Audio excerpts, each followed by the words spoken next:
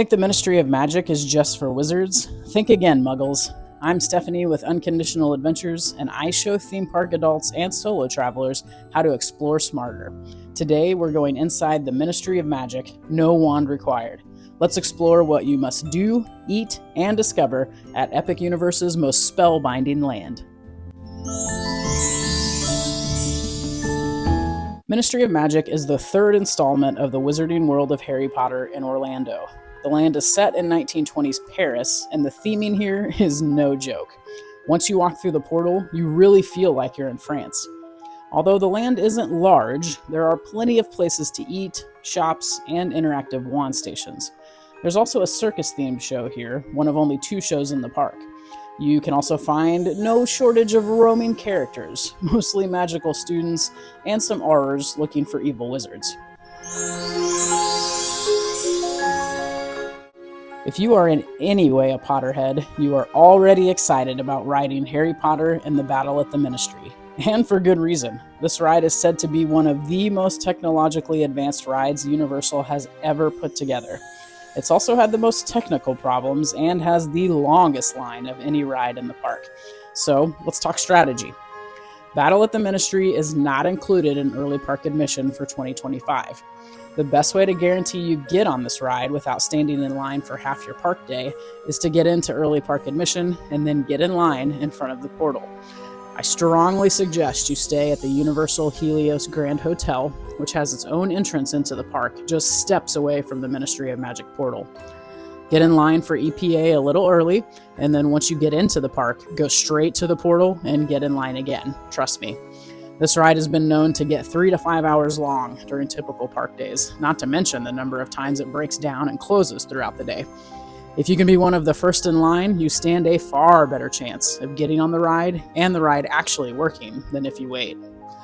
While you do sit in cars similar to a Tower of Terror or Guardians of the Galaxy Mission Breakout type car, this ride has an incredible amount of movement. I've heard lots of people reporting motion sickness from it, so prepare yourself ahead of time. This ride also breaks down a lot.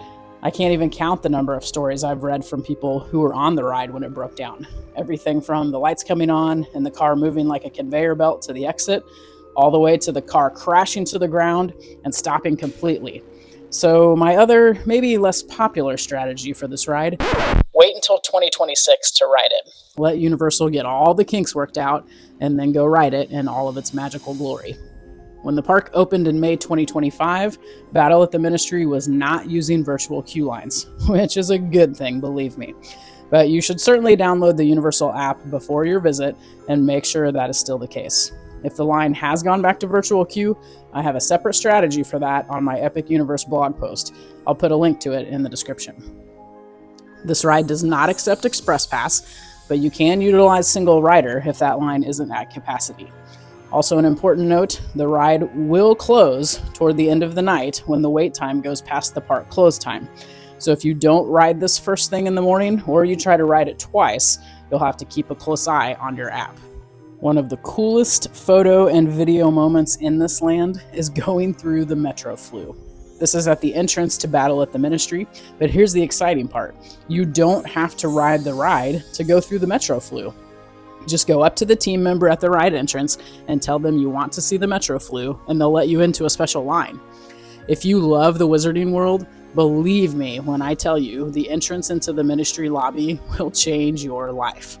You absolutely need to see this thing in person.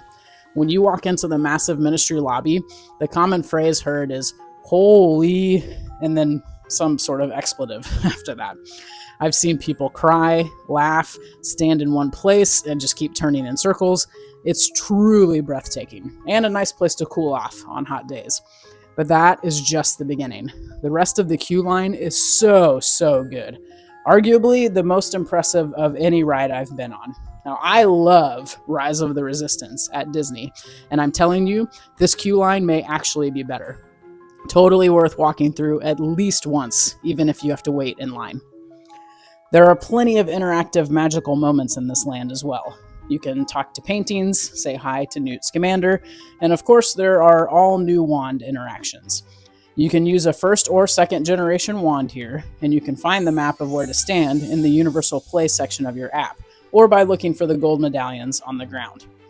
Just keep in mind, you must have a second generation wand to pair it to your app, which helps you accumulate house points and unlock special enchanted elements inside the land.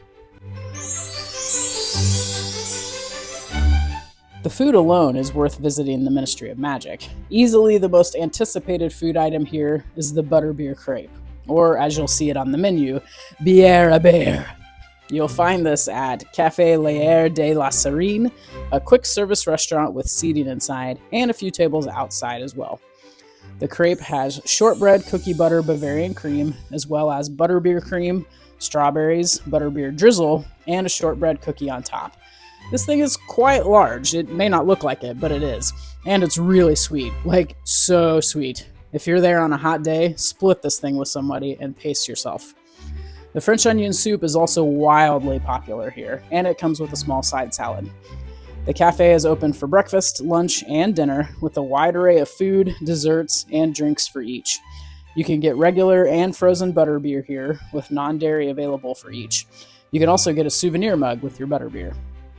I heard a lot of people rave about the lavender lemonade, but I'll be honest, I didn't like it. It tasted like fountain Minute Maid lemonade with some lavender syrup in it. Looks pretty, but I wasn't impressed. Another sweet treat to try is the Baklava at Le Goblet Noir. The entrance here is a bit hidden, but worth checking out the dark haunt. And if you really want a sugar rush, try the magical blue drink at Bar Moonshine. It's a blue drink that turns glittery purple when you pour a tea packet in it, and it is nothing but sugar.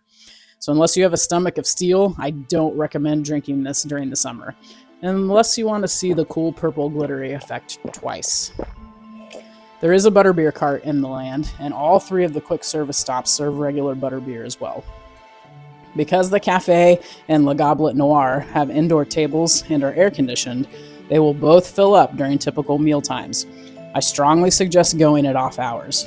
You don't wait at a counter for either restaurant. You'll grab a table, scan the QR code at that table, and order from there. Both places also offer mobile ordering, but you still have to wait for a table and then put the table number in before your order is even started. So to me, it doesn't really save you any time. If you want to see a complete menu guide to Epic Universe, I have a post on my blog you'll want to read. I'll put a link in the description if you want to check it out.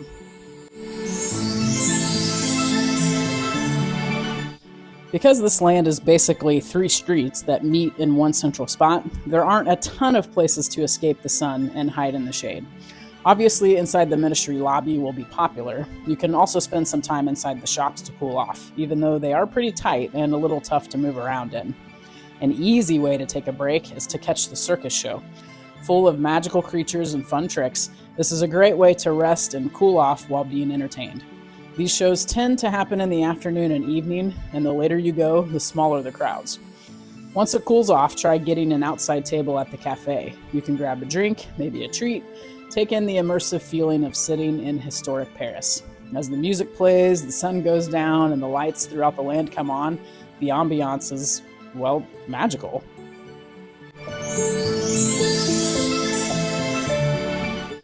Since Epic Universe is new in 2025, expect the park to be busy all the time. And since Potterheads come from all parts of the globe to check out the wizarding worlds, expect this land in particular to be busy, well, probably for a few years.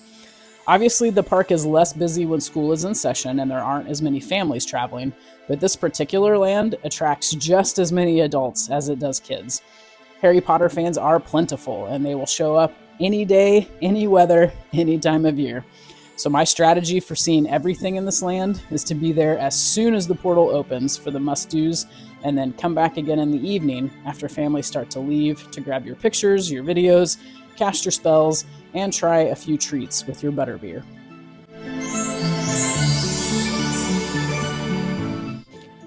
While there is so much to take in at the wizarding world of Harry Potter Ministry of Magic, there are 3 things you don't want to miss. Ride Harry Potter in the Battle at the Ministry first thing. Eat a Butterbeer Crepe. Go through the Metrofloo even if you don't wait in line for the ride. And when you want to check out the other lands inside Epic Universe, be sure you subscribe to my channel and watch my videos on How to Train Your Dragon, Isle of Berk, Dark Universe, and Super Nintendo World. I've also got a full strategy post on my travel blog all about Epic Universe, so click on the link in the description. Be sure to like this video and tell me in the comments what you are most excited to see in the Ministry of Magic. And of course, when you're ready to plan your epic trip to Universal Orlando Resort, I'm a You Preferred travel advisor, and I would love to help you customize the perfect trip for you. My strategy and planning services are free to my clients, so be sure to email me at the address below. Happy adventuring!